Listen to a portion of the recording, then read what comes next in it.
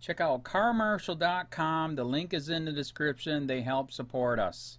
Of you. Push yourself up to a kneeling position. I said keep your legs crossed! I'm sorry. I didn't say this in conversation. Put your hair! Hands up in the air! You do that again, we're shooting you. Do you understand? Please do not shoot me. Then listen to my instructions. I'm trying to just do what you... Don't talk! Listen! Hands straight up in the air. Do not put your hands down for any reason. You think you're going to fall, you better fall on your face. Your hands go back in the small of your back or down. We are going to shoot you. Do you understand me? Yes, sir. Crawl towards me. Crawl towards me! Yes, sir. Don't go!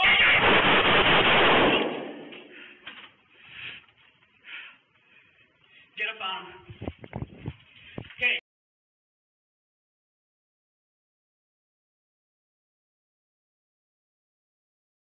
Watch, cop found not guilty for murdering innocent unarmed dad begging for his life. The graphic body camera footage showing an Arizona cop murder an innocent unarmed dad has just been released following the killer cop's acquittal.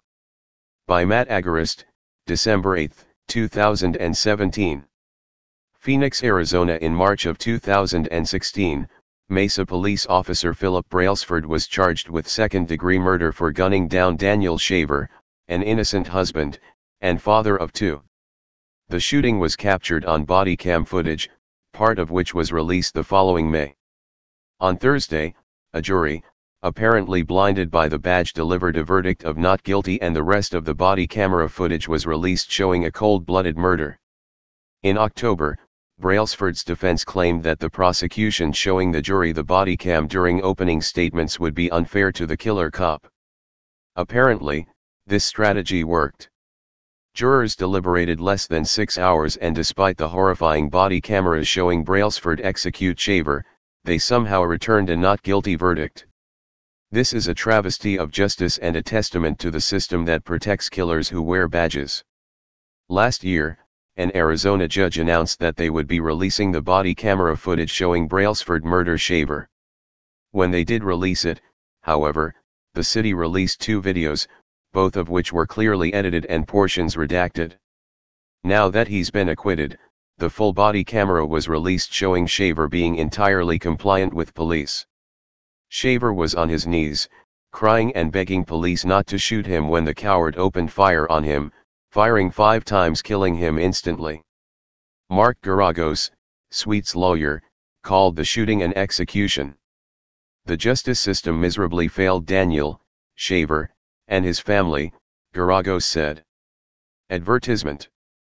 Police said Shaver, a 26-year-old from Texas staying at the La Quinta Inn and Suites on a business trip on January 18, 2016, had invited a couple he met to his room for drinks.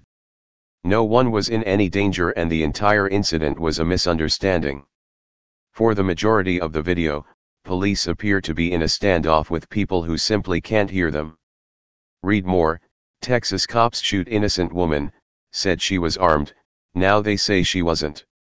Occupants of room 5-0-2, this is the Mesa police, the officer is heard yelling on the video, to which he receives no response. Listen to my instructions or it's going to become very uncomfortable for you, the officer said. The female is to step outside the room.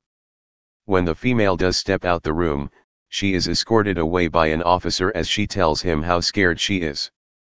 That's when cops begin barking confusing orders at Shaver, who is doing everything he can to comply. Police tell Shaver to keep his legs crossed and crawl forward, a near impossible feat. As he begins to cry from the stress and the ridiculous orders, Shaver becomes distraught and begs for his life. As he tries to crawl forward with his legs crossed, his pants appear to slip down, so he moves a hand, at which point Brailsford executes him. For several minutes, Daniel Shaver was face down with his hands on his head. All these officers had to do was to walk toward him and place him in handcuffs. Clearly, this did not happen, and an innocent unarmed dad was taken from his wife and children at the hands of police. During the trial, Deputy County Attorney Susie Charbel portrayed Brailsford as a killer who claimed he feared for his life to cover up an unjustified shooting. In her closing arguments, Charbel told the jury that an intoxicated Shaver looked pathetic before he was killed and didn't get a chance to know who shot him, according to AZ Central. Read more. Body cam footage shows police officer attempt to shoot family dog and kill mother instead. Brailsford doesn't get a pass because he was wearing a police uniform that night, Charbel said. The last thing in the world that Mitch Brailsford wanted to do that night was shoot. His goal wasn't to kill Daniel Shaver, Brailsford's lawyer, Michael Picarida told the jury.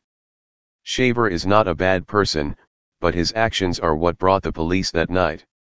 However, if we look at Brailsford's custom AR-15, it was clear the first thing he wanted to do was shoot. Brailsford etched "You're fucked" into his AR-15 police rifle, illustrating his disregard for human life. Conveniently, however, the judge did not allow the jury to see the above photo because he felt it was prejudicial. Had jurors actually been shown the real image of this sadistic killer cop, they would have likely been more inclined to see the reality of the execution. Also, it was not Shaver's actions that brought police that night. He had committed no crime. On January 18, Brailsford, along with several other officers, responded to a call about a suspect with a rifle in a hotel room. The rifle was nothing more than a pellet gun that was used in Shaver's business of pest control, and Shaver was not in possession of the pellet gun when he was murdered in cold blood by Officer Brailsford. Brailsford was fired from the department in March of 2016 for multiple policy violations not associated with the murder of Shaver. After he was fired, we learned that he should have never had a badge that night he killed an innocent man. Read more. Could Antonio Martin have pointed a camera at the officer who shot him? Aside from his unsatisfactory performance, records released by Mesa Police revealed that Brailsford was accused of beating 3 people a few months before he killed Shaver. 2 children and a wife will now live the rest of their lives without their loving father because of the actions of this public servant. The one thing that could help get this family closure was to see the man who stole the life of their dad and husband put behind bars. However, because of a broken system, this will not happen. Watch the video of this execution below. Do you think this was an excusable accident in which no one should be held accountable? Hey Charlotte County, this is Charlotte County Cop Watch, and I wanted to explain what fair use is. You can use pieces of news articles if you're doing it for news reporting, you have commentary, and you're doing it for education purposes. So that's what fair use is, as you can see right here. Another reason why I wanted to make this video is to let you know I have just joined with Patreon. A nice thing with Patreon, I make no money on YouTube. They took the money away years ago, and so this is another way to give, and it's a nice thing too because you can give monthly. You can give $1, $5, $10, whatever. I do 4 to 5 hours a day on trying to wake the sheeple up on how corrupt it is and different ways that you can fight the corruption. So Patreon is a way that you can do it, and then of course the old way is still there. Donate to Charlotte County Cop Watch with PayPal or credit card. So keep that in mind. 4 to 5 hours a day. I make no money, but the corruption happened to me and I'm sick of it, so I'm trying to wake people up. But my wife would love it if if we could get some help out there. There's 47,000 subscribers. Just think if each one of you subscribers just gave let's say actually yes, $1 a month. 47,000 subscribers gave $1 a month. That would be awesome. That's not going to happen. But anyways, that would be great if it did happen. But do the math in your head. Just think about it. Like I said, 4 to 5 hours a day. I get no money from YouTube. YouTube has gone nuts. You can't do anything anymore. They're taking the money away everywhere. So these are a couple different ways that you can still help out with all this time that I put in. And as you know, I'm in a special situation where, at least I can do it, 4 to 5 hours a day. We have a cleaning company during the day. That's what allows me to do this, and we're debt free. So This is my hobby. I don't go fishing and all that other crap. I try to save the world.